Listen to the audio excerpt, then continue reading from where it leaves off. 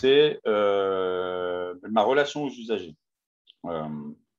Quand j'étais en Carude fixe, ma relation pouvait être beaucoup plus directe et beaucoup plus familière et beaucoup plus chose qui a quand même un peu évolué. Pour la simple et bonne raison, c'est que on a affaire en réduction des risques à distance, on a affaire à des usagers comme en Carude, sauf que il n'y a pas de présence physique. Tout est par courriel ou via le téléphone, et que c'est des modes de communication qu'on utilise peu, voire pas du tout, en réduction des risques en point fixe, ou en maraude, ou ailleurs. Ce qui fait qu'à un moment donné, il a fallu revoir un peu ma manière de communiquer avec les usagers. C'est-à-dire que on connaît déjà les problèmes de communication entre deux individus face à face, mais c'est amplifié quand on est à l'écrit et quand on est à l'oral par téléphone. En Carude fixe, on peut très facilement,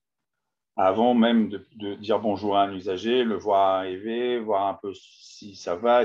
pas, si il est sous l'effet d'un produit ou s'il n'est pas sous l'effet d'un produit, s'il est énervé, s'il est triste.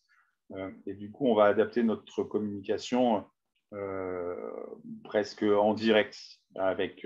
l'usager. En réduction des risques à distance, ça, on ne le voit pas, on a du mal à le palper. Et donc, ça demande à ce qu'on change notre manière de communiquer et de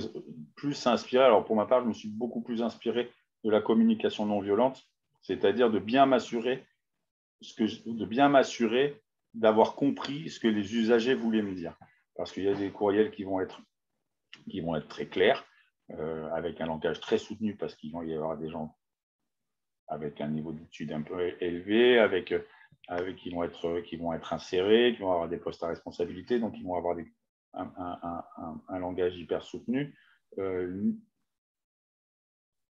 J'avais tendance à avoir un langage plutôt familier avec les usagers en direct, parce qu'on voit les réactions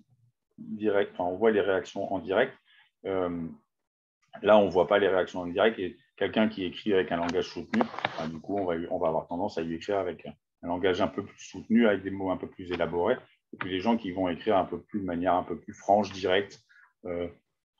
en allant un peu droit au but, on va avoir tendance à aller un peu plus droit au but avec un langage un peu plus familier. Mais ce qui est important, c'est effectivement de bien s'assurer qu'on a bien compris, parce que sinon, ça peut poser des quiproquos. On le voit dans la communication de tous les jours, quand on envoie des textos à des gens ou à des personnes et qu'on met une bonne intention dans l'écriture. La personne en face, il suffit qu'elle soit dans un mauvais jour, ou qu'elle soit sous l'effet d'un produit, ou même qu'elle lise le mail en travers parce qu'elle n'a pas le temps. Elle peut très, très mal interpréter certains propos, alors que les propos, au départ, n'étaient pas mauvais, mais c'est juste que l'écriture est une communication qui est quand même bien particulière, donc on a intérêt à bien choisir ses mots et de bien s'assurer qu'on a bien compris la demande, qu'on a bien compris les besoins, et après on peut commencer à travailler,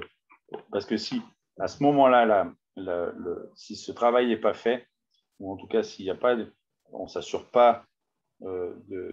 si on a bien compris, le risque, c'est que la personne sorte du dispositif parce qu'elle a été vexée, parce qu'on s'est mal compris, et qu'elle sorte du dispositif et qu'on ne la revoit pas. Et du coup, ça, c'est assez compliqué, parce que l'idée, c'est vraiment de garder les gens sur le dispositif et faire en sorte de pouvoir répondre au mieux à leurs demandes.